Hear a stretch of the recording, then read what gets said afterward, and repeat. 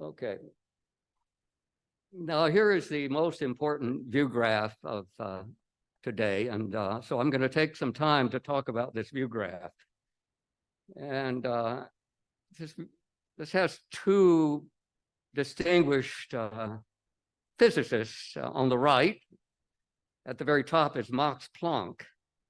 And in the year 1900, Max Planck published a formula for the blue smooth curve you see on the view graph. Now, what this view graph shows is it's the thermal radiation coming out to space through clear air, no clouds, versus frequency. So the frequency goes left to right, and for thermal radiation, you typically use the spatial frequency, the number of waves per centimeter, wave numbers they call it.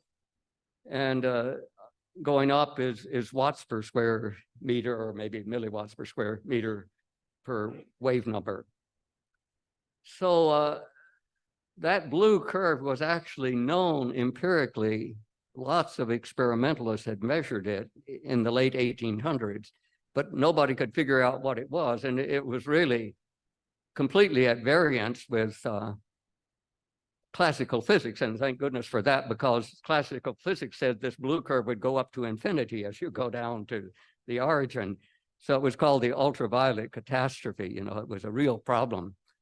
And so the solution of this problem by Max Planck was really the invention of quantum mechanics. So a lot of people, when they talk about quantum mechanics, they think of, you know, accelerators and all sorts of things, but it really came from the study of heat radiation. That's what drove it.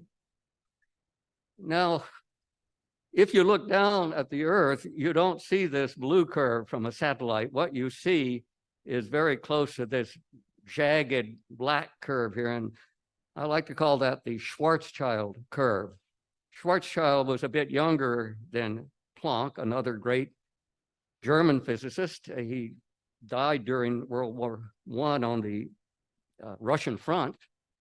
You know, I thought at first the Russians had shot him, but no, he had some autoimmune disease that unfortunately he didn't get the right treatment in the, you know, conditions of the trenches there, and he died. But before he did amazing things. He was the first, for example, to solve Einstein's general theory of relativity, give an analytic solution to that. People still use it today. And he also showed how to account for the effects of greenhouse gases that we're talking about: carbon dioxide, water vapor, which is by far the most important greenhouse gas, methane. Now, you notice that the black curve, the area under the black curve is the amount of radiation that actually gets out to space and cools the Earth. So the more that area, the more the Earth cools. And it's only about 70% of the area under the blue curve. So greenhouse gases are definitely slowing the cooling of the Earth. There really is a greenhouse effect. It's quite substantial. Most of it's water, but a non-trivial amount of CO2. But the important point that I don't want you to forget today is if you double CO2, what happens is you go from this jagged black curve to a jagged red curve, which is almost coincident. You can only see the difference between the red curve and the jagged black curve right in the bottom of the CO2 absorption emission band.